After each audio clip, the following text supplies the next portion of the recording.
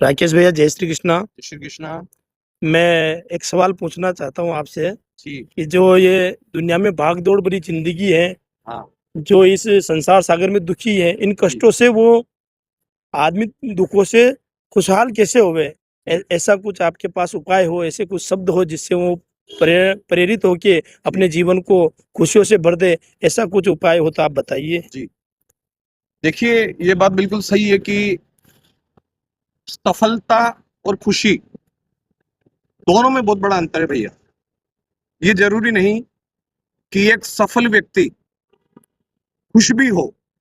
आपने देखा होगा, सुना होगा कि व्यक्ति सफलता की उच्चतम सीढ़ी पर पहुंचने के बाद भी जी जी, खुश नहीं रह सकता। बिल्कुल बिल्कुल।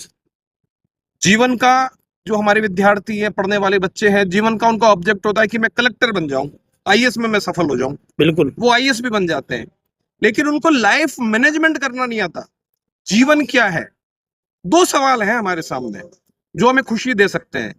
मैं कौन और मेरा कौन, इस चीज को समझना पड़ेगा। किताबें पढ़कर बहुत बड़ा अफसर बनना, बहुत ऊंची सीढ़ी पर पहुंचना, ये जीवन का हेतु नहीं है।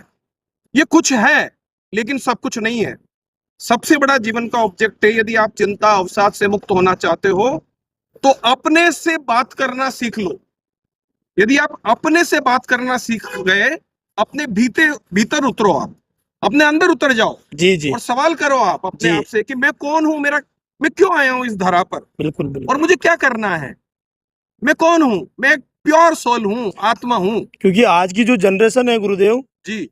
वो जनरेशन ओवर थिंकिंग सबसे ज्यादा करती है, विचार बस सोचती सोचती जाता है। उसका कारण है कि और उनको मटेरियल वर्ल्ड दिख रहा है, सिर्फ उनको आउटर आउटर वर्ल्ड देख रहे हैं। बिल्कुल बिल्कुल बिल्कुल। उनके जीवन का ऑब्जेक्ट सिर्फ पैसा कमाना रह गया है। हाँ सर, पैसे में खुशी नहीं है भैया। बिल्कुल बिल्कुल। आपका आपका जो अंतस है, आपका जो अंतःकरण है, वो प्रसन्न हो। और वो प्रसन्न कैसा होगा? अपने को पहचानने से। मैं कौन और मेरा कौन, ये प्रश्न पहले समझो, इसका उत्तर तो बाद में आ जाएगा। अगर इस प्रश्न को समझ लिया तो मैं कह रहा हूं कि कितनी ही विपत्तियां जीवन में आ जाएं, किसी भी विषम परिस्थितियां जीवन में आ जाएं, उनका सबका समाधान यहीं पर है। चीजें आएंगी चली जाएंगी, कोई भी चीज स्थायी नहीं है। जिस तरह सर्दी आती है चली जाती है, गर्मी आती है चली जाती है, वर्षा आती है चली जाती है, उसी प्रकार दुख और सुख है। सुख की कल्पना करने से पहले आपको दुख की भी कल्पना करनी पड़ेगी। भगवान कृष्ण ने बहुत अच्छा कहा है गीता में कि सुख दुख सर्दी गर्मी की तरह है। तो मेरा कहने का तात्पर्य यही है